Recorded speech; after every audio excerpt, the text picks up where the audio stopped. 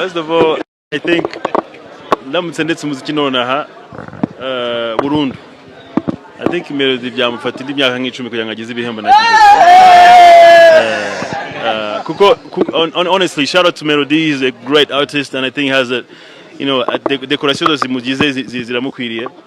But I think ajya yibagirwa ko his big brother. Nkuko muzi kubibona kuri screen yawe akamwe ka video gato kagaragaza amagambo y'umuhanzi Mugisha Benjamin uzwi ku izina rya The Ben.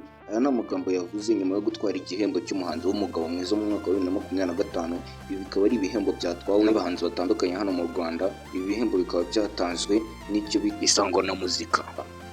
Muri ibi bihembo rero haje kugaragaramo impaka nyinshi cyane bavuga ngo bamwe bibwe abandi byagenze ute nyuma y'uko Kevin Kade nta gihembo yegukanye, kandi muri no minsi Kevin Kade ari we muhanzi wari gukora cyane ndetse ari gutwara n'ibihembo byinshi. Ibi rero bikaba byateje impaka kuri social media ahantu hose, abantu bari kuvuga ati ibi ni ibihembo nta kintu kirimo, ibihembo byibye abantu benshi. Ariko ibyo ntabwo ari byo ngira ngo tubiganireho muri iyi video, ahubwo ndagira ngo nkubwire kuri aya magambo The Ben yavuze. Nyuma yo kuvuga gutya rero avuga ati ngiye kugira ngo Bruce Melody azatwara ibihembo nk'ibyo natwaye bizamutwara imyaka 10. Bruce Melody nawe yese avuga ati kiriya gitaramo nanjye sinzakiririmbamo. Aya ari amagambo rero Bruce Melody yatangaje, avuga ko kiriya gitaramo cya New Year Groove gitegurwa na The Ben cy'ingaruka mwaka kiba ku itariki ya mbere z'ukwa mbere. Bruce Melody yamaze kuba yatangaza ko atazakiririmbamo.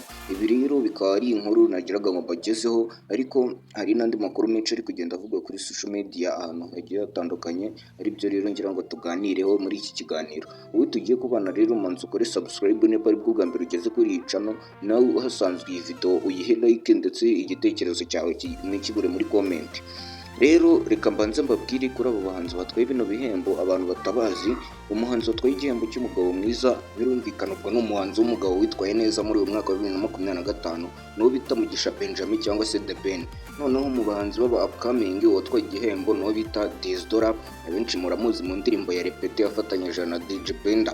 Uwatwaye igihembo rero muri gospel ni Vestina na Dorcas, nabo murabizi ko bakora cyane muri no minsi, bari basagaye bakora amaririmbo nyine imiziki gakundwa cyane. Umuhanzi rero watwaye igihembo cyo kuba ufite indirimbo y'umwaka no bita Run-Up ku ndirimbo ye bita Tsunami. Noneho umuproducer mwiza ni Element Ere, ariko uyu Element Ere we ntabwo yari ahari muri ibi bihembo bari bitanga, ntabwo yari yitabiriye. We igihembo cye kiba kimufatiye kuko nyine ari mu bitaramo bizenguruka mu Burayi, namwe murabizi ntabwo yari kuboneka. Igihembo rero cy'umuhanzi witwaye neza w'umuraperi cyatwaye no bita Kivumbi King. Noneho indirimbo ya collab y'umwaka niyo bita Holomiana ya Kevin Kade, Chris Easy ndetse na The Ben.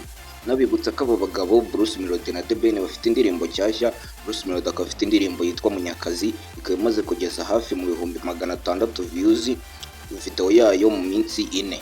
The Ben we akaba afite indirimbo yitwa Indabo Zanjye, ariko iyi ndirimbo ikaba itarasohoka, video yayo turacyategereje. Ngiye cyo nababwira cyo muri aba bahanzi babiri uwo bita Mugisha Benjamin ndetse na Itahiwacu Bruce, ntabwo ndamenya ngo umuhanzi wa mbere hano mu Rwanda ninde. Wowe rero ukurikiye iyi video ndagira ngo mbwire muri comment, ese ari Bruce Melody na The Ben ni uwuhe muhanzi ubona ari uw'umwaka ukora ibikorwa nyine byiza, kuri indirimbo nziza, ubona umuhanzi nyine urenze undi? Binyandikire muri comment. Wowe utarakora subscribe ndagusaba kuyikora ndetse ugakanda like kuri iyi video ndetse igitekerezo cyawe ukagishyira muri comment. Ariko ntibibagirwe gufungura inzogera kugira ngo ibiganiro byose dukora tujye tubibagezaho 100%. Ujye ukurikirana ubibonera wowe wakurikirira iki kiganiro kugeza kirangiye. Ntibibagirwe gukanda subscribe, tuzahura mu biganiro by'ubutaha. Murakoze.